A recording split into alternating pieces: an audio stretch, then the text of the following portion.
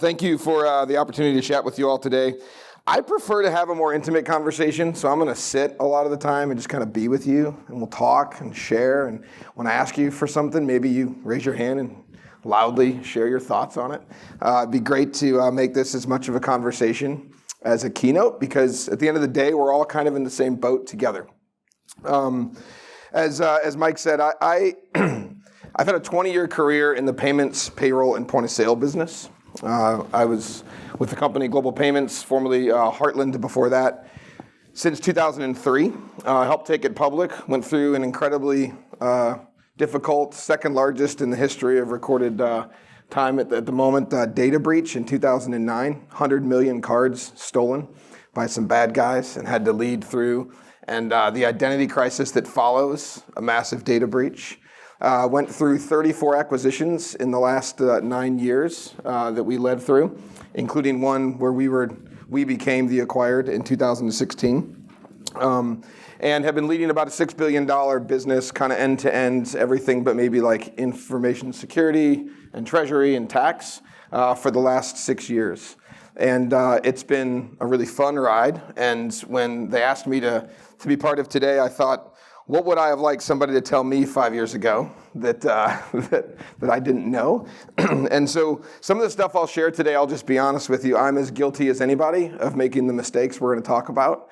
And I have made all the failures that the trials have led to. And so I'm no different than any of you in trying to get it right. I'm a revenue guy by nature. I started in a sales role in 2003 and somehow ended up running this big business. Now, I'll also just be honest with you and tell you that I chose to leave the business July 2nd of this year. After a 20-year run, it's been time for me to take a break and just figure out what's next, and it was an opportune time to do so. Happy to talk more about that if you're curious about it later. I'm also not going to talk for 75 minutes because nobody should be put through that today. But I intend to maybe get into some of the meat and potatoes of what's really what we're all struggling with in trying to grow business while we expand margins. So, just out of curiosity, how many people, by show of hands in this room, think that it is possible to grow revenue, top line, while expanding margins, bottom line, in perpetuity? The SBI guys all raise their hand, of course. They're like, yeah, we know how. Just, do more consulting with us and we'll get you there. Mike, come on, you know that it's not in perpetuity. Like, you can't do it forever, right? What's interesting is no one else here raised their hand. Does that surprise you? Seriously, does anybody think it's possible to do that in perpetuity? None of you all do, because we're revenue people and we're tired of the pressure against us to do so, right? And it's exhausting. And to many of the points made yesterday and today that we'll talk more about, the last few years have proven to be a very different environment than the ones that we're used to. When money was free, it was easy to throw together kind of a half-assed pitch and get $1 million and go do something with it and show $1.5 million in return. And now that's not how the world works. And we're all stuck in the crosshairs. My first real experience with this was 2019. It was the fall. It was budget season. And we were facing some interesting disposition headwinds on the top line of the business. So we had built out a lot of, I'll just call it unnatural kind of portfolio management actions for 2020 in our budgeting cycle. And what that did was it created a tailwind of money for me to spend in the business, because we had to do some unnatural things in the top line. I had, some percentage of that to spend on new ideas. And I was like, holy cow, this is amazing. Like, for the first time ever, I have all this money I'm going to get to go do something with. We had all these plans with these unique ideas. This ways we're going to expand new products, new solutions, new channels. We're going to do it all because doing it all is awesome and it's fun to build. And then March of 2020 happens and it's like all your dreams get washed away. And you go from like, I'm going to do all these cool things to expand, not just to like back to status quo, but to massive expense cuts and expense management. And what's interesting is, I have this somewhat unique experience, maybe you guys won't think it's that unique, in that I've been running this huge business as a person that came from commercial thinking and commercial experience. I work for people who are spreadsheet people, they're CFOs, and if something makes sense on a spreadsheet, then it should be able to happen in real life, and we're just expected to deliver that, right? And so when spreadsheet people get into the post-COVID era and they see how easy, air quotes here, it is to cut all this expense, it just becomes this kind of common cycle of managing the business. And you're in this like constant tension around like, I need to be able to do these things if you want me to keep growing. And they're like, well, we need to keep cutting expenses because look, everything's still working. Because expense levers, as we learned many times over in our individual scenarios and we've talked about here, expense levers show up pretty quickly as a benefit to the business. And the pain that they cause on growth is not as quickly represented in the data or the analytics that we all have to operate from. And then we can play the I told you so game in a year, but in a year it doesn't really matter, right? Enough is eroded that we have a really hard time coming back from that. And so I think that what's really interesting is the world we live in now is not just this like post-COVID world or post-ZERP world, but it's a world where if you go back and you listen to public company earnings calls in like 2017, 2018, 2019, everything was just show me the money on growth. Everything was growth. And they did not care what it cost to grow. Private equity, public companies, privately held companies, it was all the same. Now, every call you get on, it's free cash flow, margin expansion, expense reduction. Oh, and please tell us you're also still getting double-digit growth, right? No matter how big you are, laws of large numbers or small, that's what's expected of us, right? So what we're going to talk a little bit about today for the next little bit is how we, as revenue leaders, can deal with this and what we can do about it. I've got to grab this little clicker here. So, look. Let's just get real here with this wonderful drawing I did. This is super technical.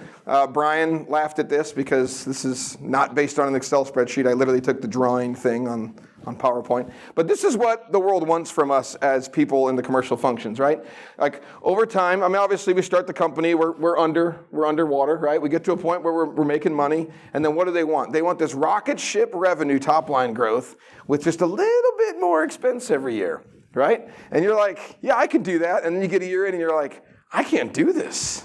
Well, you said you could do it, right? What we want is this, right? We want a world where like, no, you don't understand. For every dollar I produce, I need that many more cents in order to keep the dollars coming. The problem is we don't get to write the rules. We're just the victim of the current rules. And we can talk all day about the difference between these two, but we all know that there is margin that exists between the two, and that margin is the difference maker between what the business world wants from us now and what we're used to delivering, historically speaking. And so SBI is right to say there is a massive market shift. And in July 22, you can argue whether it was 6 months before or after that, at some point in time in 22, as we started to see the cost of capital go up, expectations on us changed immensely.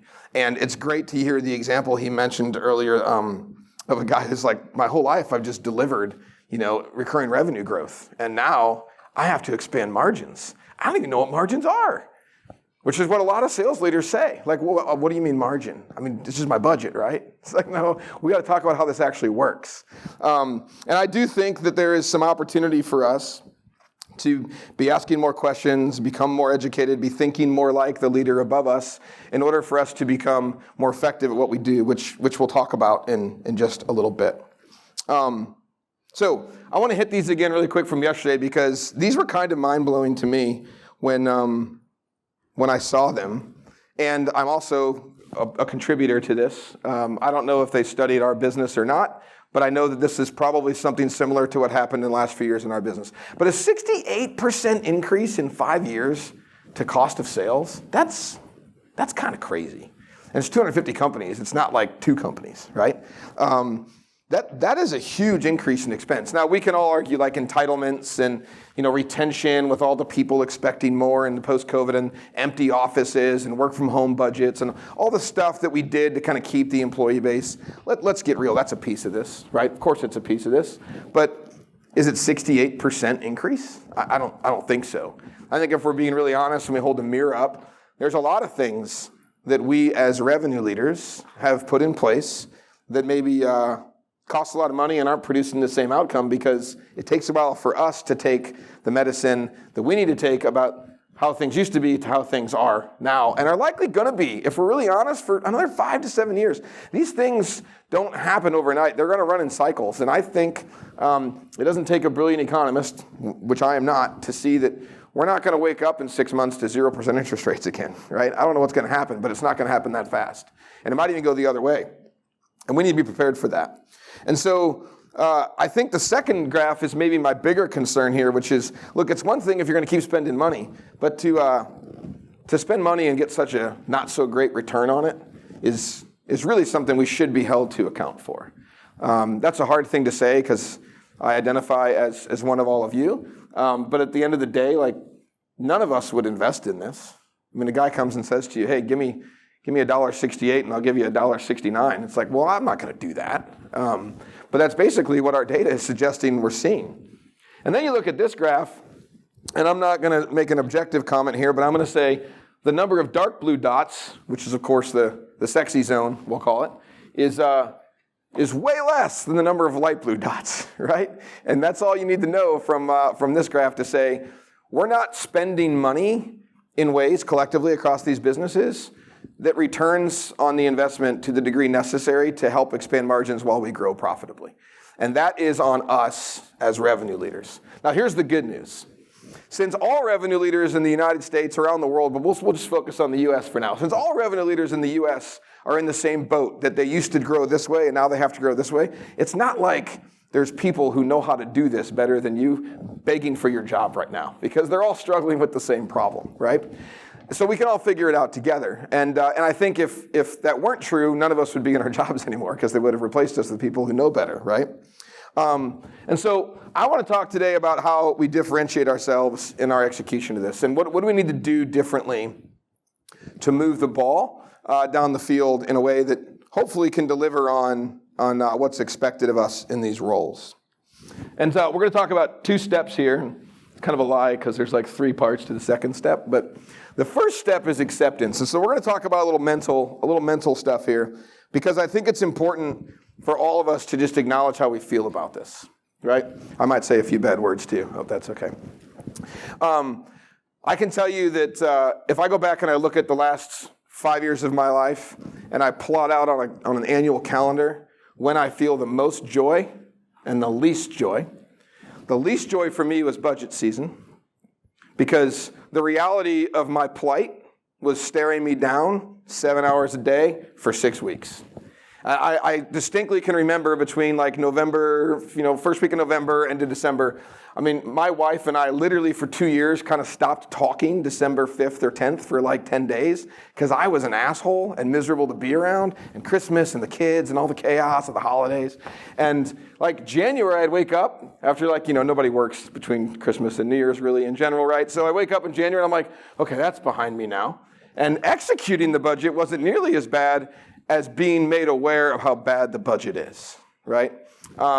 So the truth of the matter is that if you think about your life and like when you feel the most joy and when you don't, you can probably plot it out to say the pressure of the reality of your situation when it's put in front of you is when you feel the most stress, frustration, anxiety, misery, whatever your words are. And life's a little bit short. We should not maybe feel that way. And so part of this is about accepting reality. Right? There's this process in acceptance that I think we've all had to deal with at parts in our lives, whether it's someone we lost in our life, to death or to a divorce or, family situations, relationships. Accepting the reality of what's going on is the first step in moving past it. And I can tell you now from personal experience that if you can't get to a place of acceptance about this being our reality, you probably should get out of this profession, because it's not going away. And as all things like drug habits are with investors and investment communities, even if things change in 4 or 5 years, profitability and expense reduction is going to remain a conversation for quite some time. I'm going to say for the rest of our working lives. A lot more than it was when interest rates were 0. So part of this is about us as professionals, as individuals, looking ourselves in the mirror and saying, like, can I deal with this? Am I okay with this? More importantly, am I on board with it? Because being okay with it and being on board are 2 very different things. And so I don't know if you're getting a copy of this deck, but these are all questions. You say yes? Okay, so you'll have this. You don't have to write these down. But these are some questions that I asked myself, and I asked a lot of other people as we were shifting our business and dealing with a lot of the kind of emotional roller coaster that comes with. Like, it's really hard to do this work, but it's 2, 3 times, 10 times as hard if you're not all in doing the work. And we're going to talk a little bit about how to get there. But first you need to ask yourself, can you get there? And here's a little trick for you. If it's not a yes, it's a no. If it's like, I think so, that's a no, right? I'm pretty sure I can make this work most of the time. No. Because most of the time you can't control what most of the time equals or means as a calendar matter. And we as significant leaders in significant roles with lots of people relying on our ability to execute daily, we owe it to them and to ourselves to be in a place where we're bought in to the plan that lie ahead. And I think that's a really important step for us to process and go through as individuals so that we know we can move past it. Now here's the evidence, okay? If you are currently spending X amount of time a week, call it 5 minutes, maybe hopefully not 5 hours, moaning, bitching, complaining, commiserating about your plight with your spouse, your friends, your coworkers, your boss, whoever it might be, right? And you think you've accepted reality, and then fast forward 3 weeks and you're still doing that, you have not accepted reality. That's a really good little litmus test for you.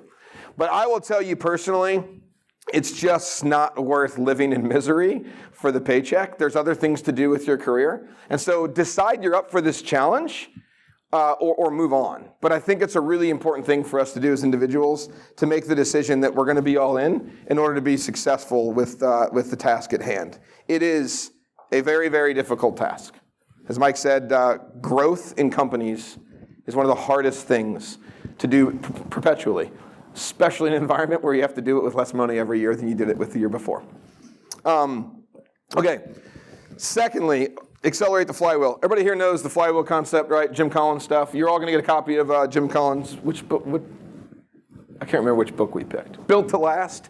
It's out here on tables for you when you leave today. I'm a big Collins fan. I think it's some timeless stuff. I think that when I think about like what I want to be involved in and outside of my children and my family, what I really want a legacy of mine to be, it's that I built something that endures. And Collins is all about enduring businesses. And we can talk about whether all the theories and the practices are exactly appropriate today from when they started the research in the early 90s. But the truth is, like, some of the nuts and bolts, which we'll talk about here, are, I think they're still pretty applicable. And so we're going to talk about the flywheel today. So out of curiosity, does anybody know how a flywheel is defined? So this is a great snapshot off of some Google image that I did not have permission to take of an antique flywheel. So I looked this up because I think we all understand the concept of a flywheel, which is like there's this centrifugal force that kind of keeps the thing going after you start it. But this is what it says on Wikipedia. It's a mechanical device that uses the conservation of angular momentum to store rotational energy, which is a form of kinetic energy proportional to the product of its moment of inertia and the square of its rotational speed. That's a lot of geek speak for me. What I know is if you've ever actually played with a real flywheel, which you can buy online, it's pretty amazing how it can keep itself going with such little energy after it gets going. And what's really cool about accelerating a flywheel is there's not that complex of a process to do so. But I think one of the things that we've done as a business community from the world where it costs nothing to try new stuff is we put all of this weight on the flywheel that slows it down, and we're not measuring it correctly to suggest that it slows it down because we've gotten away from the thing that really made us unique, different, and acceleratable, is that even a word? And we started to put all these things in place that were like how we're going to grow next, the new thing we're going to do next. And because we're human beings, that part's fun. It's creative energy. It's exciting to build and do new things. Way more exciting than to just execute, right? But the problem becomes we stop looking at all those things because they just become part of the base case of our business. And we stop looking at whether those things should continue to happen or not. So we're going to talk a little bit about the flywheel, but before we do, we have to get into the more base concept that accelerates the flywheel, which is the hedgehog. Everybody knows the hedgehog concept, yeah? No? Okay, this is good. I can act like it's my idea and it's not. So, everybody know what a hedgehog is? You know what the story of hedgehogs? You know like how they're like these friendly little kind of like animals that aren't that friendly, but they look friendly. And then when they feel threatened, they kind of ball up and their spikes come out, and that's how they protect themselves. Well, the study of hedgehogs over the years has proven that they're really only focused on two things, and it's food and shelter. And as long as they have shelter and food, the hedgehog is happy. And because they're focused on just those two things, they usually live a very long and prosperous life. The fox, on the other hand, is cunning and sly and fast and has all these different ways that it tries to move and these things it tries to do.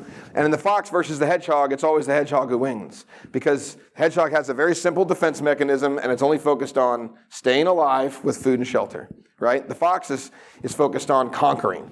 And you might say, well, I don't want to be a hedgehog. That's boring, right? But the reality is, when you dig into the research, the hedgehog concept is really simple.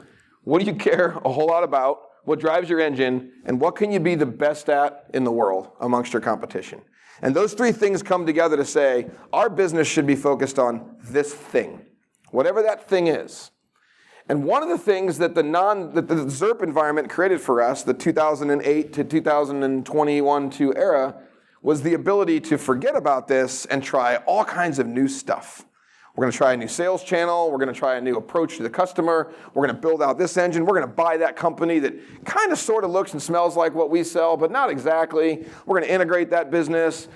And at the end of the day, like, I hate to admit it, but a lot of it wasn't measured because it didn't need to be. Because as long as the numbers looked good on paper, then good enough on paper, then the expenses weren't a question mark because the top line was there. And that's the environment that's changed significantly. And so if you're going to start talking about how to accelerate a flywheel, you got to start talking about what your hedgehog concept is as a business.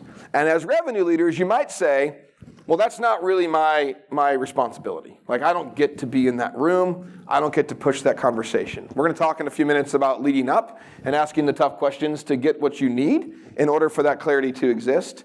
Because we do have that as a right. We deserve to have a very clear understanding of what we're doing as a business.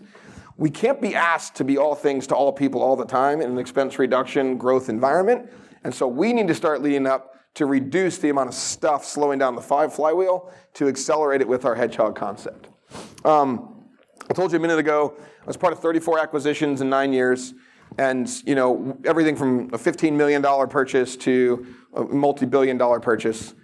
And what's interesting is when you look at these acquisitions that we did, they were all in our space. They were all core to what we did. They were portfolio enhancements, et cetera.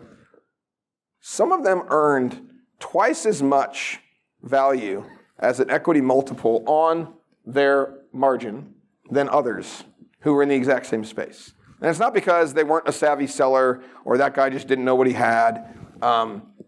It's because they were really, really good at the one thing they were good at, and they had so much less baggage. We define baggage in our acquisition world as, all the crap that's not actually why we want to buy you that we're stuck dealing with when we buy you. I don't mean like the people that you're going to riff or the tax issues or what. I'm talking about like the products or the special department or all that stuff that's just like that's the hairy messiness that we don't want, that's going to slow down our ability to do the thing that we want to do. And the most pure businesses who stayed aligned with this concept, that really just executed in excellence on their hedgehog concept, are the ones that got the most money as a multiple of their margin, of their EBITDA. And at the end of the day, whether you think about it every day when you wake up or not as a revenue owner, that's exactly what the people above you are thinking about. They're thinking, how do I expand the margin of the business? And how do I tell the story and own the products and services to make the multiple of that margin bigger? You should be thinking the same thing. Sometimes you get bigger by subtraction, not by expansion. And I think we're in a moment where we all need to be looking really hard at what we need to get rid of. Which brings me to an interesting concept. How many people here have hiked the Appalachian Trail? You have. Did you through hike? How many miles have you done? A couple hundred? Maybe not. Okay. Is it awesome? I haven't done it. Yeah, it was on my bucket list of things, and then my boys got older, and I'm like, well, now they don't want to go hike with their dad. Maybe they will in 10 years. I'm not even a big hiker. I just think it's really cool, and I've spent a lot of time kind of studying, and I love the books and the movies about it. I think it's amazing that something the size from Georgia to Maine can be hiked, through hiked, on a trail that we maintain as a country. There's this really interesting thing, though. Only 25% of the people who attempt to thru hike in a single year, which is a very challenging endeavor, only 25% complete it. And when they interview people who don't complete it, they oftentimes will tell you, take away the injuries, which they say is about a quarter of the other 75, the 50% that don't have an injury and don't finish it, the majority of them got tired because they have too much on their backs. Okay? So this really cool shop called Mountain Crossings, it's in this weird town I can't pronounce, Wallacee or something like that, in the southern end of the trail. It's 30 miles into the trail. And they started this thing called the Shakedown. It only takes 30 miles to realize, holy cow, this hiking pack is so heavy, right? And all of us are like, oh, we can carry 30 pounds for 1,000 miles. It's really heavy to carry 30 pounds 1,000 miles, right? So they do this thing called the Shakedown. They have this garage area. They come in, and for free, they take apart your entire pack and lay it all on the floor. And there's all these expert people who have thru hiked a bunch of times, and they know the trail backwards and forwards. And they show you all the crap you don't need that you thought you needed. And they oftentimes suggest they pull between 12 and 18 pounds off of a 40-pound pack. Let's just talk about that for a minute, right? That is like 25 to 40% of the weight on your back that they remove after 30 miles. Imagine how the next 30 miles feels. Have you been to this town? No? It's probably too far south from here. So they started doing a virtual shakedown, like everything went virtual, right? And they started charging $100 for it, et cetera. They do this nice thing where they would ship you all your stuff back home, so you don't have to leave it there, so it's back at home for you. But let's be honest, right? We're all overpackers. I think everyone here can say when they go home tomorrow night or tonight, you're going to have some clothes that go to your drawer and not the laundry because you brought stuff you didn't wear. We all do it. It's the nature of us as human beings. We're overdoers. It's part of why we're good at what we do because we go tackle stuff. We get shit done. And the problem with that becomes when we carry around a 40 or 60-pound pack that needs to only be 25 pounds. And so there's this concept of a shakedown that I talk about a lot with the people in our business of like, what's all the crap weighing us down that we don't need to keep doing? Where are the things that are inevitably slowing down the flywheel that we have like lied to ourselves and other people maybe about, oh yeah, these are flywheel accelerators, and they're actually not. Right? They're crap that you could get rid of tomorrow and probably not miss a single beat. Sure, there might be a couple people you love that you got to dismiss, et cetera. But outside of some of the human connection pieces, we all have this stuff. We all have too much on our backs. And as revenue leaders, we're also typically really good. Revenue leaders are also typically somewhat emotional in a good way. Like they connect with people. It's one of their gifts. But when you are somebody who connects with people and you carry a lot of emotion, you also get emotionally tied to stuff that you probably don't need to be emotionally tied to anymore. And so even when we've said, oh, let's look at all the stuff on our pack, we automatically ignore a few things that we're like, whoa, that's a sacred cow. We can't touch that thing. If we touch that, bad stuff's going to happen, right? I'm going to ask you and challenge you all to think about this in your business. What is one sacred cow? I'm going to air quote this. What is one sacred cow that you have avoided addressing, but you want to question, should this continue in my business? Because I promise you, it doesn't just cost you money, it costs you a lot of energy and a lot of time that slows down your flywheel. And we all have them. Me included, I have lots of them. Greg McCune, who wrote the book Essentialism, says, sometimes what you don't do is just as important as what you do. And I think that's a really good way of kind of summing this piece up. So I would say, what do you need to shed? What are you spending time, energy, resources on that you don't need to? And by those existing, you've diverted a lot of energy, time, resources from what could accelerate your flywheel. Okay, now we're going to talk about leading up. Because once you've got clarity on what you should be doing and maybe what you want to get rid of, you have to ask yourself some questions. And it's funny, we didn't actually have any conversations before today. I love that the PE guy for 10 years came out and talked about culture. That made me really happy. No offense to the PE people in the room. And that everybody's carrying around a values and vision card, right? So I'm a big proponent for small businesses of the EOS, Entrepreneurial Operating System. I don't run it, exactly as they say in the playbook, but a lot of components of it. And one of the things they have is this Vision Traction Organizer, which is a really bad name for it. So we just call it the strategic plan. And I'm sharing this one, which was our most recent one from a couple of years ago that we updated in January. But I want to talk about this because this is really critical. Because if you're going to talk about shedding weight from your pack and getting rid of things in your business, you have to do it in a fashion that is aligned with both the leadership above you, the leadership around you, so you can all lead well the people below you in the process, which we'll talk about in a little bit. So these are kind of the core pieces of what I would say are most critical for complete alignment with the business. The top left one, core values. I think it's so important that people have their core values ironed out and understood. If everyone in your company can't spout out, and I'm not talking about like the feel-good cat on the wall poster that says like motivation or something like that. I'm talking like the stuff that is actually how you operate every day. The stuff that when someone operates in a way that makes you kind of roll your eyes, you go back and look at it and say, hey, was that in line with our core values? This is stuff you fire people over. This is stuff you hire people over. This is the stuff everyone's in alignment on and committed to as a way of how we're going to do what we're going to do so that we all get along and we don't have to worry about all the crap in between. And if you don't have this, this is something you deserve as a non-CEO or a CRO of the business to ask the business for. And it's okay to do that. I mean, you can't walk in and demand it. That's kind of rude. But, hey, can we talk about our core operating values? Because that guy was just an asshole. And I'm just wondering, is that okay here? Am I allowed to be an asshole? Because he was an asshole, right?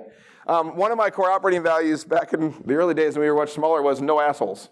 And it was just like, you don't get to be an asshole. And if you're an asshole, you don't get to work here. Everybody knows what an asshole behavior looks like, so you don't have to define it much further, right? So work like it matters because it does. Own the outcome together and foster healthy relationships were the three that we ascribed to for the last half decade or so. And they became something that almost anybody in our business could repeat to you. We started with 10, and then we went to 7, and nobody could remember 7. We weren't smart enough to carry cards around, so we cut it down to 3, right? Core focus. What is the absolute focus of the business? What's the hedgehog concept? What's the thing that everything else has to say it is in support of, or we don't do it? Increase market share via distribution, acquisition, and retention. Now, that wasn't the core focus I wanted, but I was part of this big, huge international business, and I had to include certain things to make it align with some of that stuff too. And so that's a little too broad for me if I were to give a suggestion on this. I think something more focused could be helpful in that. Our vision, become a software solution company that makes everyday work better. If you don't have a vision, I love that SBI's vision, create more equity value than the top 10 private equity companies combined. That's a pretty accountable and clear vision. And again, this allows you to pressure test and measure all of the things that are on your pack today that maybe don't need to be on your pack today. Hey, is this thing contributing to that vision and that core focus or not? And if it's not, it's a really easy answer to get rid of it. And if you're doing that thing where you're creating a pathway in your own mind to prove that it is, it's not. Where you're no, it kind of is. I mean, it does this thing that kind of supports this other thing. Get rid of it. It's not necessary, right? And then, of course, this 3-year picture of the business and what we're trying to become as a business, very specific, measurable objectives, and then who our ideal customers are that we intended to go after. And so this became like the placemat for everybody's operating model for the business to say, if it doesn't fit this, we're not going to do it. And even if it fits this, we're going to pressure test the heck out of it to make sure it's core to our hedgehog concept and our flywheel acceleration. If you are in a business today as a revenue leader, or you're operating the business today as a CEO that doesn't have something like this, very clearly defined, communicated, extrapolated, and repetitively communicated to everyone in your business, it's time to step up and get that done. Because without it, you can't make the changes that the market's demand on us requires us to make in the business.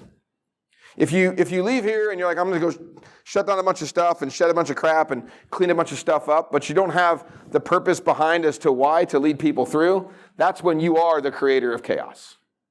But if you have the purpose behind to lead people through, you're actually the person creating clarity. And clarity is something everybody wants.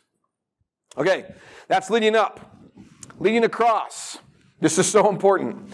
Many of you guys are a CRO or an enablement leader or a couple of CEOs, leadership in the room.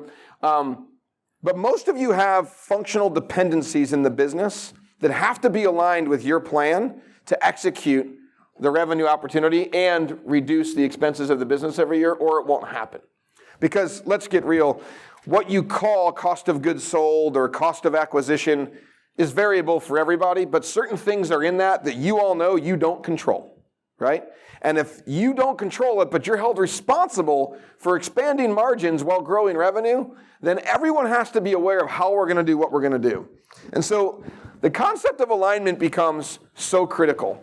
And in 360-degree leadership, where we got to talk about how we lead up, lead down, and lead across, it is absolutely critical for us as revenue leaders to be building the right trusted relationships with the functional dependencies we have across the business that we know contribute to our outcomes, to be explicitly clear about what we're doing, why we're doing it, how we're doing it, and what role they play. And if we can't give them that, they're going to continue to do the same thing that we've done, which is carry a bunch of crap on our back we don't need to, and not stay focused on your objectives and outcomes. If you are somebody who counts on the leaders above you to do this, I urge you to stop that and build the relationships across the aisle with those functional departments in order to deliver on the outcome that you're held responsible for. This is just like getting the rest of the team on board. Forget about the fact they don't work for you. You don't need to treat them like they work for you. You just need to involve them in what you're doing and why and how they can be a part of it to help you succeed. If you miss this step, you will fail. There are too many dependencies outside of your control that have just as many distractions as all of you have today or have had in the past that will slow down their ability to support you. So I want to talk about 3 pieces of communication. And look, the interesting thing about this is you are all, victims is a horrible word, I don't want to use that word. You are recipients of communication from above you, and you are responsible for communication around you and below you, right? And so you have the right to ask for these things from above you and contribute to them getting better for you while you also create them below you and around you. First of all is context. That's the story I just told. Context is why. Stop telling me what and tell me why. Let me be a thinker for myself and get on board with the plan and give me the freaking context. Because when I have the context, then I can make a decision, yeah, I can get behind that. Or, no, that's not for me. But when you don't tell me why and you leave me to wonder, all the rumor mills start, right? And all the stuff starts that you can't control. And controlling the message with truth and context will win you 100 times over to not providing context. CEOs in the room, this is and PE leaders, this is probably best understood by you. The more information we can give the layer below us in the business, the better that layer can execute our plan with us. And there is nothing more frustrating than being tasked with executing something as big as grow top line while expanding bottom line without context about the challenges and the resources to do it.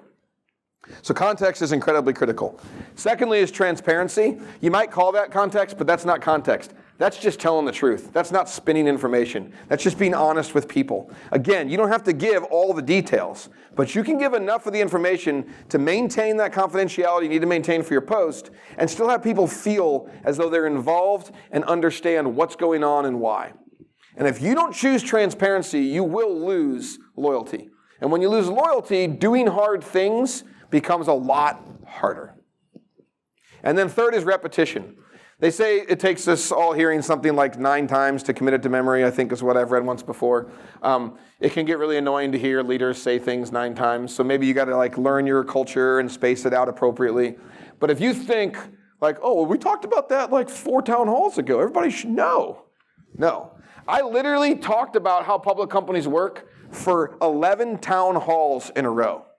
I changed it up a little bit. I gave this piece of advice, this piece of information, why this worked, what happened. I related it to the earnings call we had, why people should care about our results. But it was a concept talked about for 11 town halls quarterly. That's a lot of talking about that. But guess what? 6,000 people know how public companies work and why we have to make decisions that we make. And we had such a different cultural response as a result. And so stop expecting people to understand what you understand and show them why and how things work so they can be enrolled in being part of the solution to grow the business the way it needs to grow. The last thing I wanted to share with you is some tips and tricks that I had. First of all, one of the best ways to consider the weight you have to shed is also to consider the people that maybe are slowing down the flywheel. And that's hard because, like I said, we're naturally more emotive people by nature. We build relationships. Those people become part of our life, many years of working together. But if you're being really honest about what's slowing down the flywheel, sometimes it's a person. And there's a lot that clouds our judgment as it relates to people, and there's a lot of experience with that relationship that clouds our judgment. And so I found this wonderful key to evaluate people against. And it's from the EOS model, and I think it is probably one of the greatest tools they have. Every person in your organization, do they get it? Do they get it? It being like where we're going, why we're doing it, their role, and what's needed, right? Do they get it? Do they want it? That's the acceptance piece we talked about, right? Are they in a place where they are pursuing the outcome and want it? For themselves, for you, for the business, etc. And third, do they have the competency to do it? The capacity or competency to do it, right? Capacity and competency are very different things. Competency can be trained. Capacity is sometimes not something that's trained. And I use that word probably separately, and I consider both when it's a tough decision about a person. And then lastly, are they someone who operates with our values in alignment with their execution? Do they execute in alignment with our values? Which requires you to know and have your published and aligned values, right? And here's the deal. On the values game, you can say yes or no, okay? Values is not like a middle ground. It's not like plus, minus, check, right? It's they do or they don't. The other three, you can say like a 1, a 0, or a -1. You can play a game of like yes, kind of, no. But on the values, it's a yes, no. So we started doing this like 4 years ago. And we did our 160 or so vice presidents and above pretty regularly. And every quarter we come together and we had this conversation across my entire senior leadership team, 10 people, all functions of the business, where as they prep for our recurring meeting every quarter, they write down the names of 3 people that they want to call out, not reporting to their business organization, that have done an amazing job in the last quarter, executing against whatever. And then they bring the names of up to 5 people, they're on the opposite of that spectrum, that don't report to them. And it's very interesting to see the biases of the leader over a person and the rest of the team calling out a person under that leader, and that leader didn't put that person on their sheet, right? So we started doing this really interesting thing where once a year, we would put those 150 VPs on a spreadsheet. Top 10 leaders in the business that were at the senior table would all have access privately to the spreadsheet, and they would go put their own opinion of all 150 people. And if they don't interface with them often or don't feel like they know enough about their performance to judge, they would just NA that person. But it became really, really clear who should be on our bus and who shouldn't. And because there's trust amongst those relationships, you don't feel like somebody's just cutting your team down and tearing them apart. You're like, holy cow, what am I missing that I haven't thought about this with that person? And I'm going to tell you now, everybody in this room has somebody working for them who probably shouldn't be working for them anymore, just by the odds of how this thing goes. And sometimes that baggage is way easier to shed than you think and way more beneficial than you thought. And I would tell you to consider that heavily. Second little tip trick for you. Customers and salespeople will tolerate much more than you think they will. I was put into this unfortunate position over the several years of having to do a lot of unnatural things in the business, and I'm the famous guy. They call me the boy who cried wolf because I'm the guy that sat in the room and was like, well, that's the thing that's going to make everybody quit or make all the customers leave or double our attrition rate. And every time I was wrong. Every time I was wrong by a landslide. That doesn't mean that I'm okay with some of the stuff that we chose to do or that I would do it again. But I will tell you, if I had to take a lesson from this, because in everything there's a lesson, even the crappy stuff, there's a lesson, right? If I take a lesson from this, the lesson is that they will tolerate so much more than you think they will. I was in the revenue room yesterday for a minute, and somebody said, it's so hard to replace that top rep, right? And I don't disagree. It's hard to replace top reps. It's not impossible. It's not impossible. And the belief that that rep will leave because you tweak one thing or reduce a territory or adjust a comp or increase a quota is ludicrous. Maybe it's the final straw of 15. They need to go anyway if they're 14 straws deep because they're in the non-acceptance pain in the ass mode and they're not helping your culture. But the reality is they'll probably stick around. I'm going to prove it to you. Raise your hand if you have internet service at your house. That was just a joke to make sure everybody can raise their hand. But you guys don't over there. What do you use instead? So, all right.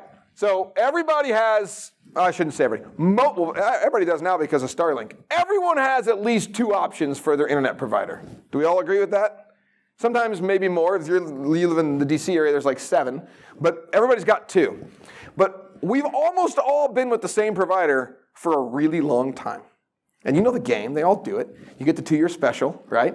And at the end of the 2 years, your $160 a month goes to $250. You don't catch it for 3 months because it's on auto bill. And then you look at your budget and you're like, shit, what'd they do to me? And you call them up and they're like, oh, Mr. Lombardo, we're so sorry. We'll give you our 2-year special. And they knock you down to like $180. It's $20 more than I was paying, but it's $70 less than they jacked me up to, right? So I'm sitting pretty.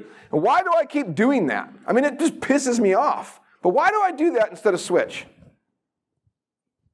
It's just easier, right? It's just easier. That exact same mentality is true about employment and about your customers. It is easier to stay with you than to start over in both scenarios. That doesn't mean you can go abuse the hell out of both. I'm not giving you permission or asking you to do so. I'm just telling you, you probably have the same syndrome that I've had for years, that I can't do X or Y will happen. And I would just challenge you to really think about that. Because I have learned you can do triple X and Y probably doesn't happen as bad as your head says it will. That's a really important lesson for you to learn because it's likely the case that no matter how successful you are at shedding your pack weight and accelerating your flywheel by leaning into your hedgehog, you probably still won't give these freaking shareholders and these PE people enough return. And you're going to have to do some unnatural things in the next couple of years. It's just reality. The faster you accept it and get your head around it, the better you're going to be. And people will tolerate it if you do it with transparency, context, care, authenticity, kindness. You enroll them in why. You help them understand why. We made a massive change to our incentives program. And the short story about our comp plan is it's a commission-only, lifetime residual, kind of like an insurance rep would be. Build this huge nest of a lot of money, and we don't have quotas that change. You got to sell a certain amount of revenue every month, and that's your minimum to have a job, to have a license to sell. And if you miss it for 3 months, you're gone, and if you don't, you get to stay. So how do I get Johnny to sell more than Susie, knowing that that's the way things work? I built an incentive plan to give Johnny things Johnny cares about that maybe Susie does or doesn't. And so the naturally aspirated reps just start doing more because they care about the things. Our incentive plan got really out of control. It was costing us an insane amount of money. And we sat in a room, revenue leaders, God love them, on my team, tell me all the reasons why if we change this, everyone's going to quit, everyone's going to leave. And we massively changed the program. We reduced the program's expense by 80%. We found some freebies that were valuable to them through doing some surveys. We dropped some stuff in that I think they probably thought cost money, but it didn't. And we literally lost no one over it.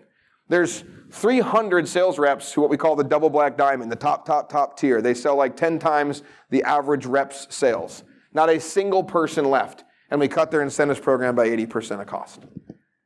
And so I thought for sure we'd lose 10. And I was the guy like, it's only going to be 10. They're like, it's going to be all of them. They're all going to leave. We'll have nobody left to sell. No one left. I could give you 50 stories like this in the last 5 years. It is possible to do what they're asking us to do. It's just not fun. And it's not natural to us because of what we've been through in the period prior. Last tip and trick for you. We had a contest amongst our top, I'm going to say like 30 or 40 SVPs and C-suite people in my org every year, because we knew every year there was going to be something we have to do that we don't want to do. And we wanted it to be like the best bad thing we could do, right? Because we were past the point of like shedding the weight on the flywheel and like the people measurements, all that stuff was happening, and there still needed to be more because it's just never enough. And so we had a 2-day meeting every year. We had a lot of fun with it. We call it the Best Bad Idea Day. And we'd all come together. We'd have a little party in the middle of the night. We'd go out and do some bowling or whatever the fun team thing was. But we'd spend about 4 or 5 hours in a room, lots of questions, break them up in groups. And the person who came up with the best bad idea got this like broken trophy from a bowling league in the 70s. Because you shouldn't really reward that with like a bonus, because it's a bad idea. And it became like the pride of the business to come into that room. It was like the secret room for the last few years of the best bad idea. The best bad idea is something I would encourage all of you to adopt, because sometime, some quarter, some 6-month period, you're going to realize, holy cow, we don't have what we need to make that thing happen. And we've got to do something unnatural. And it would be way better to have a war chest of plans than to have to do something irresponsible and reactive. And so this best bad idea thing became something that like the rest of the business picked up. It was very coveted to be in that room. Even though everybody hated what we talked about and the stuff that we had to consider, we always had something we could do that we've already planned and understood the modeling behind and the benefit of, even though it's not something we wanted to do. And so I would tell you that, right people, right seats, customer salespeople will tolerate more than you think, and the best bad idea are 3 tips and tricks to help with this navigation of this, as we call it, a paradox. And those were very helpful for me in the last half decade or so of having to manage the business this way. So that's all I had prepared, but I'm happy to answer any questions for you. I'll also just say that the SBI report, I'm assuming you all read it. I think they planned on printing it out and handing it out, but there's a printing issue. If you have not read it, you need to go read it. It's actually a really good one, no offense. Some of SBI's reports aren't. This one was fantastic. Talk about the old days, not the new days. I told Matt that, though, so it's okay to say it here.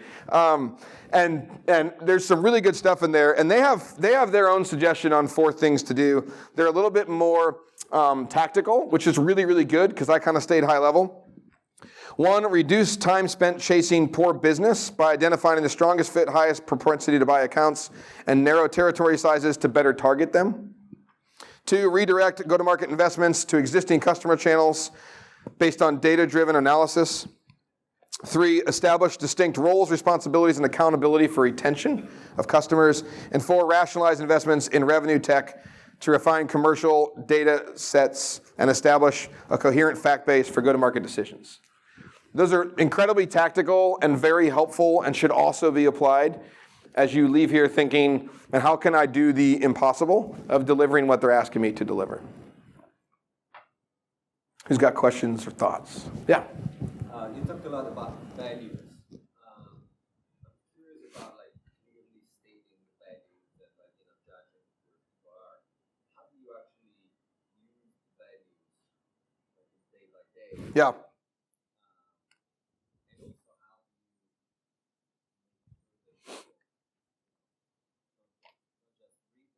Yeah. Yeah, so great question. First of all, the question was, we talked a lot about values. How do you make sure that the values become a fabric of your business, and how do you use them day to day in the business? Is that a fair repeat? Okay. So first of all, this is probably the most top-down critical item that exists in businesses. You can't be somebody who's out talking about the values and isn't embodying what it looks like to live them in the business. That's really, really important. And if those of you in the revenue roles aren't responsible, quote unquote, for building the values and they don't exist, well, guess what? That's your invitation that you are responsible for getting some values. And by the way, if your company's values are the happy cat posters on the wall, be bold enough to call those out as irrelevant. Okay? A couple of tips and tricks on values. One, verbs help.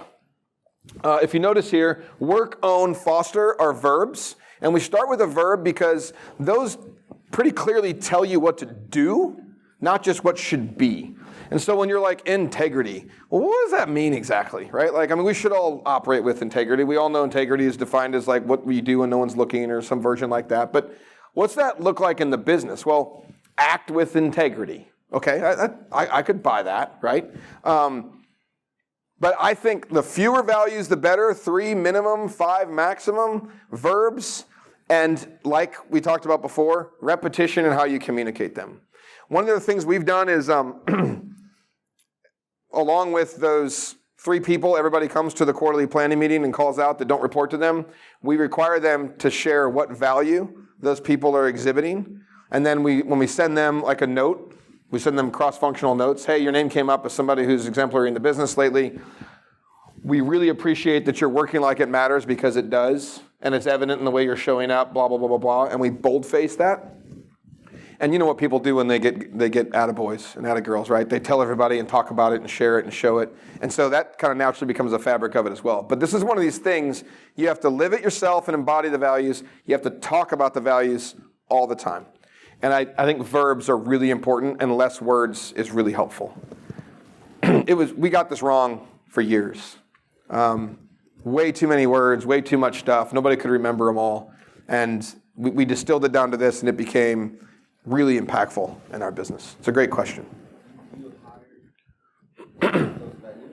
Yes, but some of these are kind of hard. So, look, I'm a big relationship person. I believe that when trust exists between teams and people, literally anything is possible. So I require healthy relationships to exist in the business. And I hired a lot of people that care about the same thing. So that one was easy for us. That one's actually hard for a lot of companies because they don't care as much about that. But what's really interesting is when healthy relationships exist, you can navigate any complex problem because there's a trusted relationship between the 2 people involved in the problem, or the 3 or 5 or 10 people involved. That one's easy to measure in interviewing because you just ask people to talk about their relationships in their life. Like, tell me about your 3 best friends, how you met them, tell me what doesn't go well with them, how you respond, etc. And how they foster a relationship in their life is pretty evident. Owning an outcome is hard because that's just like that old story game of like, well, tell me about a time that you set out to do something and it was successful, right? And working like it matters, in my opinion, is only evident if you can get reference letters. Not reference letters, but actual references from people. We tried to hire a lot of our critical roles on personal referrals, and we paid for those. So we gave a lot of employee bonuses to internal employees for bringing people on that they referred. And it was really interesting, but the people who espoused to live our values and cared the most about our values are the ones who referred the most people, which is interesting. And because birds like a feather stick together, ever? Yeah. Like, they hang out with people with the same values. Like, that's who they're with in their life. And so it was really interesting to see how easy it was to bring the talent in when you had this as a backbone to stand against. We absolutely fired for the values too. Yeah. On your 3-year picture, that's kind of the aspirational goal. And one of the things that we see is that, and then we don't see the hypothesis layer under it that says, this is how we're going to get there. Yeah. Can you address that? Yeah. I wish I had a slide of that up. So we have, I don't want to misspeak, so let me pull it up on my screen. I can at least walk you through it. We have something that we've used for years called a plan on a page. And this is like a bastardized version of a EOS system tool. So the entrepreneurial operating system model, it has this thing called rocks, and you align the entire business around rocks for a quarter. And, Agile is used in a lot of these businesses, scaled Agile. So it kind of ties in well with quarterly scaled Agile timeframes. So we have a 10-week period of work. We have a 2-week period of planning and measurement, and a 10-week period of work, and we have 4 of those a year. We get together as a senior team once a quarter, and we lay out, based on this as the North Star, what needs to happen in the next 3 months, iteratively, to have that occur. And those are called our rocks. And those rocks are the most critical work for the business collectively to focus on. And then each of those people goes down to their departments and builds a task list to execute a rock. So a rock might be, launch the new website with the on-demand engine. And that's the marketing and tech guys rock. It's usually one owner, but sometimes two. And then their teams have very specific tasks that we measure. And every week on our call, on our check-in call, you're on track, you're off track, or you haven't started it yet. And there's accountability that exists in that. Alongside that is a scorecard. And the scorecard is like the 25 most important things we measure across the entire business every week. It's usually, unfortunately, in arrears because it's data-based, but it's quickly in arrears versus waiting for quarterly reporting. So it might be sales last week, revenue last week, hires and fires, how we're doing our G&A budget, month to date, quarter to date. And every Monday morning, the data was implemented, and when we got by the senior leader, not by a bunch of people who do data modeling, this was something we kept intentionally very manual. Like, no one could have access to this sheet but my 10 people, and those people were the ones that had to get the information and put it in the sheet because it required all of us saw the most critical 30 things about the business every single week. And that measurability is what led us to see a lot of things happening in the business, which leads us to talking about, are we on track or are we not, and what rocks do we need to have every quarter to accomplish it. So there's kind of an iterative process there, but that plan on the page had the rocks, the tasks, it had the columns were our objectives, which is the why, our goals, which is define what success looks like for this 12-month period. And then for a 6-month period, our priorities were the what, and the strategy was the how. And we rebuild that every 6 months. And then we had the rocks by the quarter and our roadblocks of what's in our way. And all of that came together from our quarterly planning, which allowed us to point back to this on a regular basis. And so there was this process that kind of aligned in pieces and in steps that the values drove through to deliver the outcome.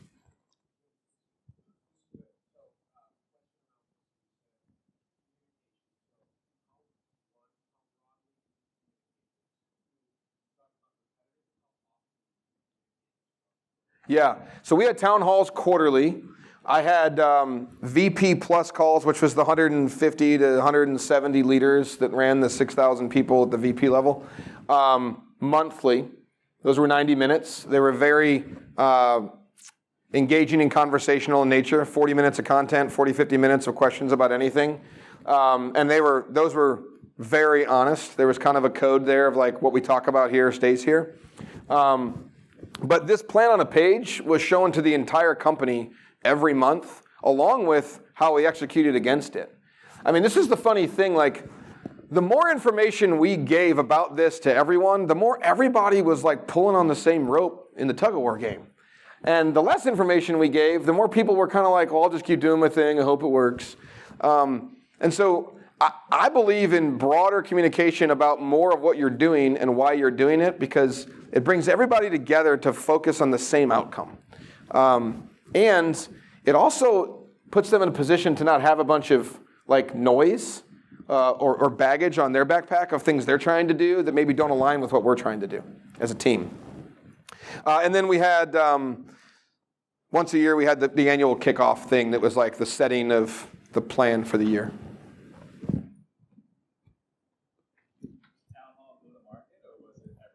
It was the whole company. I mean, the operations teams who are on customer service calls had to watch, half of them had to watch replay, but yeah. And we could see, based on our intranet that we had, who watched it and who didn't. And, that information was fed back to leaders who were like, hey, did you catch up with that? I have a question for you about it, et cetera. We tried to make them entertaining enough. We had some fun. We'd make fun of each other. I mean, it was a very jovial, laid-back environment. It was super informal. We did them in our offices, in the hallways. We didn't go to some production crew and like make it super formal because we wanted it to feel like you're in a meeting with us and you're not being spoken to. We did live questions where people could send an email and we'd answer a question live on the call. And we answered all the questions, even the really annoying ones that you don't want to answer in front of 6,000 people. Like, why did the vacation day go away? Or whatever the thing is, right? Because you can't shy away from that. And the more you talk about it, like, the better people feel about who's leading and why they're doing what they're doing. And the more engaged they are in what's going on in the business. And the more engaged people are, the easier it is to do things like grow top line while you're expanding the bottom. Our margins grew. We grew 9 I'm going to say 8.7 to 10.6% year over year, depending on the year, for 5 years. And our margins expanded 700 basis points in the period. And I'd say 2 points of that was acquisitions. So like it's possible. I'd say 3 points of it was like stuff I didn't want to do, but we needed to do, 2 to 3 points, depending. But that was also including, attrition rates that were kind of industry norm of like 7 to 12%. So if year over year you're starting at negative 10 and you're growing 10, you're picking up 20, and only 5 or 6 was from acquisitions and unnatural moves. The rest was organic. So like, I hate to even admit this is possible, but it is. I don't think it's in perpetuity. I think there's a limit. When you're running 65, 70% operating margins, there's a reality that it's hard to keep going. But if you're running 30, you can get to 35. And if you're running 40, you can get to 45. Depending on your business. That's best bad idea thing. Yeah. Interesting concept. How did you set the context around those discussions? Is it always the same? If we have to cut 10% costs around go-to-market, how will we do it? Yeah. You always set it up like that? Or? So our bad ideas, it's interesting, that's what you just said, and I'm not picking on you, but it's the right thing. Our bad ideas were both bottom line and top line. Okay, so they're both. They're like, hey, we got to do something unnatural to the portfolio to grow top line. Give me your bad ideas. Hey, we're going to have to cut 10 million. Give me your bad ideas. So we intentionally had both in the mix. It was typically after budget when we saw how hard things were going to be. It was the first couple weeks of January is when we did them. And it's interesting, but if you tell the truth about everything that's going on in the business and what you're trying to do, you don't have to set up the meeting. You don't have to give the setup. It's just like, hey, you guys saw the numbers. We got a problem here. What are we going to do about it? We got some unnatural stuff. Let's have an honest conversation about the best bad idea. It's funny too. Some people would intentionally, who won the trophy, they would leave it because they don't want the trophy. Like they don't want to have the trophy on their desk to say they came up with a bad idea. It's a fun. It turns something really nasty into something more fun. Yeah.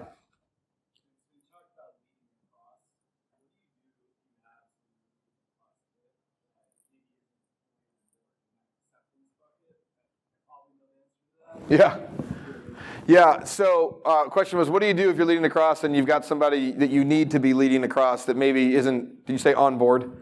Yeah. Let's just say they're challenging. Is that fair? Look, I believe that we have way more in common than not as human beings. And I think common ground is usually found over a couple of meals pretty easily by just talking about everything else other than the business. And so one of my little tricks is when I'm dropped into a new business or we acquire a company. My wife hates this because it's just more time away from my kids, but it's proven to be pretty effective. I go to dinner with people and I don't talk about the business for 2 hours. I ask questions about their life, they ask questions about mine, and I can tell you every time I've done it, we walk away with some kind of connection that we didn't have before that changes our desire to trust and work with each other. This is how humans work, right? But when you go to these business dinners, you're like in this stuffy business mode where you're like, let's talk about the business and the plans. No, take off your coat and ask how their family's doing. Ask about their childhood. I do this thing where I'm like, hey, if you had to tell me your life story in 5 minutes, what's it sound like? It's interesting how many people can't do it in 5 minutes. And it's interesting how many people don't trust me with that question and answer it in 60 seconds, and I have to ask a lot of questions to get the rest out of them, right? But how we all came to be who we are usually has a whole lot of similarities to the person across the table from us. And those similarities are bonds that create connectivity, and that connectivity allows us to stretch on that a little bit and kind of pull on that elasticity to enroll them in why things we have to do are important to us. The second thing there is oftentimes it's fear, right? They don't want to acknowledge it's fear because that's not okay in our culture today to say I'm scared. It should be, but it's not.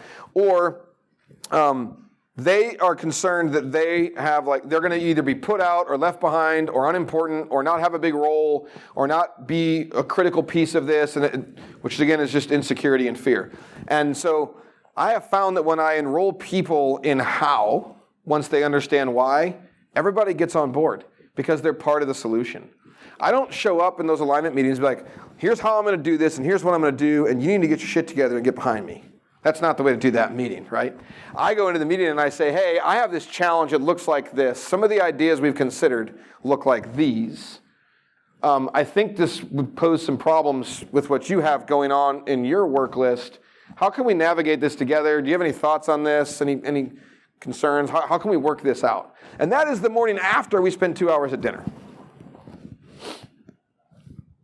Yeah. We're integrating a bunch of companies, Mm-hmm. and we definitely have some values outliers. Yeah. How do you think about removing those people from the business, as clearly needs to be done, in a way that both protects this pressure in the current environment for privacy and confidentiality, while also communicating something about your values to the rest of the business? Yeah. Did you guys all hear the question? Okay. So that's a really good question. I'm probably known as the guy that gives people a little more of a leash in an integration moment than they should have. And I'm talking about not like asshole behavior, but just like questionable values alignment. With asshole behavior, they need to go. But with questionable values alignment, I try to understand more about what's driving the behavior. And I try to work with that person to help them understand, assuming it's a senior role, like why this is how we operate and why I need them to get on board. I had a conversation with a guy. It was an internal reorg kind of acquisition-like thing where this multi-billion-dollar business became part of ours. And I really liked this guy, but he was clearly worried about his title and his comp and all the things that some people are worried about. And he was paid plenty, and he had a great title, and he had a really big job. And that was my perspective. And his was like, what about me? And so I just sat him down after a month of this tension, and I was like, hey, I'm going to give you 2 weeks to figure out what you want to do, but this is going to change in 2 weeks. You're either going to be on board and operating this way with the team who has put immense amount of energy into working closely with you, or you're going to decide to go do something else. Maybe it's in the company, maybe it's not, but I can't have you in this post with this much responsibility when you're so worried about these things, when this is what everybody else is worried about. And it was kind of one of these moments where his response was not what I expected. He was completely open and honest about I hear you, I'm not all in, I need to get there, I got to figure this out. There's this whole acceptance thing. 10 days later, he calls me, he's like, I'm in. I said, okay, I'm glad you say you're in. I'm going to be watching to see that you're in. Fast forward 4 years, he's probably one of my top people on the team before I left. And probably somebody who lives out and honors and leads the values more than anybody else on the team. And I would have never predicted that. I was so sure when he came back 2 weeks later, it was like, I'm in, that he was absolutely going to go. So I said, hit it head on in a really direct conversation. As far as the publicity of it, I don't like publicly hanging people. What I tried to do was okay, Susie's no longer going to be with us. She's decided to move on. We've mutually disagreed, A couple other things in the call. And they're like, let's talk about our values. Right? Or I'll tell a story that was related to something that happened that may or may not have involved Susie, but I will use no names as an example of a way that our values aren't being lived. And enough people on the call know Susie was involved to put 2 and 2 together. Maybe that's against privacy rules, but I never use names, and it worked. So in my world, the more we talk about it, the more you get to talk about it, and the more it becomes okay to bring those things up. We used to have this thing happen all the time in our quarterly meetings with my 10 leaders where if one of them wasn't operating with these values, there was a space to be called out in the prep packet that we all turned into each other about them. And we had a couple meetings that did not. They were very colorful and not in a good way. But we got so much stronger on the backside of them because it felt okay to call out your peer. Dude, you are not owning an outcome. You're walking away from the results here. This is not okay. And when that starts to happen and you as the leader get to watch it and you don't have to be the bad guy all the time, you've reached this euphoric state of team functionality that is so rare.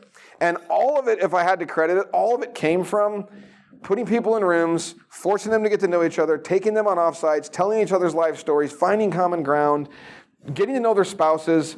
We used to invite families on incentive trips. Amazing things happen when people's kids play together. 2 people who totally hated each other, their spouses became friends, which is weird because they married very similar people and they hated each other, but their spouses liked each other. And their kids started playing together and everything got easier. And what did it cost us? A couple grand for some airfare? So just think creatively about how to bring people together. And once they've been exposed to those values enough, I think calling it out, cutting it off, and being done with it is the fastest path. And you can't be scared to do it. I've always also noticed in an acquisition, you get these layers of people. You buy a company, there's 5 layers of people. And let's say layer 2 is your problem child. So you got layer 3, 4, and 5. And you get rid of layer 2 and you're like, oh my gosh, I'm going to lose so many of 3, 4, and 5 because they've got this loyalty, but it's really effed up because it's not on our values. And then all of a sudden you start to realize all the same shitty people leave with that person. And you have great people left who can become this other version of themselves that they've been dying to become because now they're part of a company that welcomes that.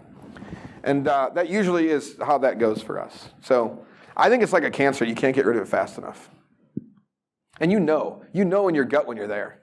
It's not like, well, maybe. Yeah. I think we know they're there. It's the how. It's the how. It's the how. Yeah. Yeah. Guts.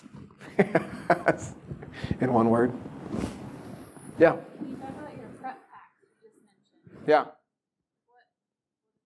So the prep packs for the meeting, so this meeting was 2 days, once a quarter.